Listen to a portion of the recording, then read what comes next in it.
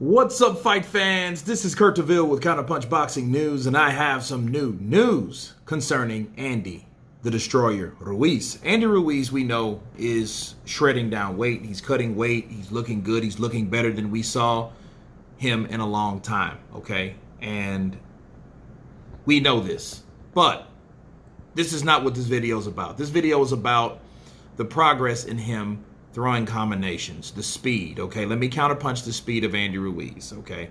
As you guys can see, the combos that he was throwing with Eddie Reynoso, I honestly, they look and sound, okay? I took the sound out, but they sound hard. They sound crisp. But are they the fastest? It doesn't look like they're the fastest. And I don't know how true this is, but at the beginning of the second rematch training camp, Andy Ruiz was in an attempt to lose massive amounts of weight, and while losing that weight, he felt sluggish. He felt weak. He felt slow.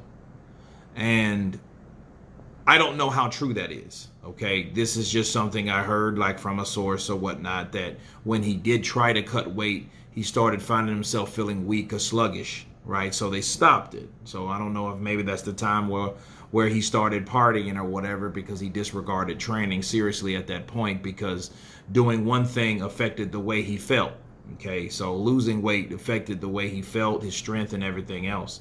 You know, there's a lot of things deal with you losing weight, especially when you never lost weight, okay? Compare that reality to what's going on right now with Andy Ruiz, okay? Well, he's never done these type of things to lose the weight that he's lost.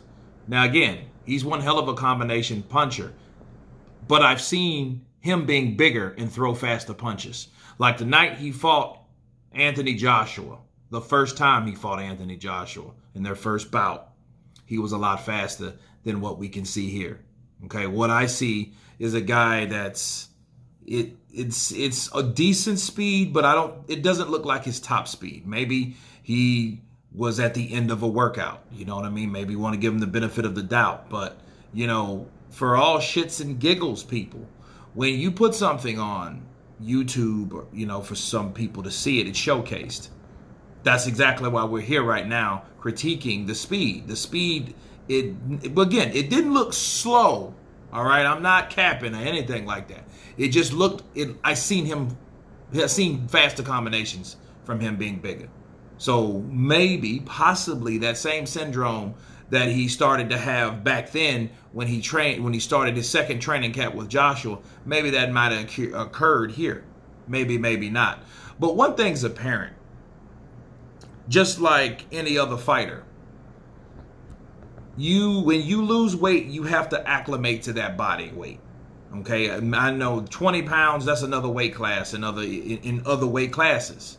So if he was 160, he would have been 140 in comparison. So you have to acclimate to that. You've lost a lot of weight, so you have to acclimate your body from wherever he was back to down here. Maybe that might have something to do with it, you know. But again, they didn't look bad.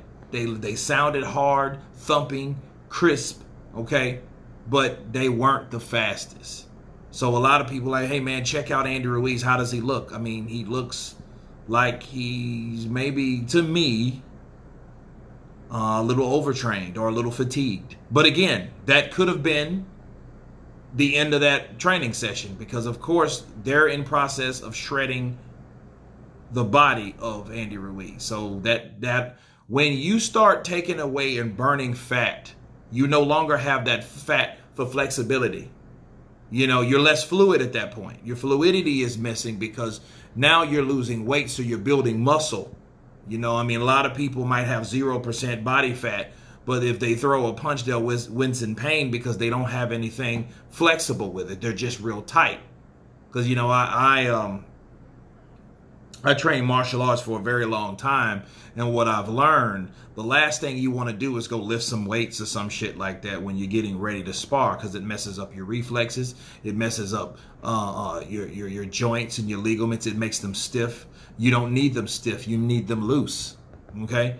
That's the difference, okay? It's almost like, you ever tried lifting weights, you know, some heavy weights, and then try shooting some basketball? Same concept.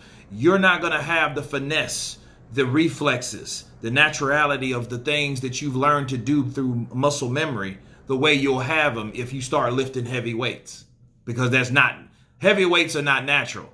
Okay, in case you guys didn't notice, they're not natural.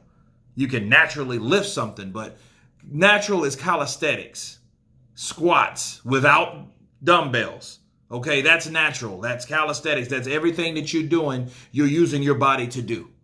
Either on the ground or up, jumping jacks, push-ups, sit-ups, cobras, right? Rocking chair sit-ups, scissors, those leg lifts, those type of things. Those are natural exercises.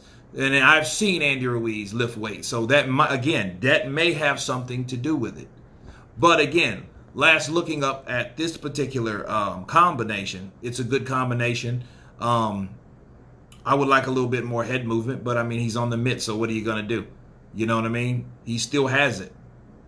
I just think either he had a bad day or it's the end of the day, or maybe the weight might be bothering him. But anyway, you guys tell me what you think of these combinations from Andy the Destroyer Ruiz. Of course, please subscribe. And you guys been Counterpunch. Peace.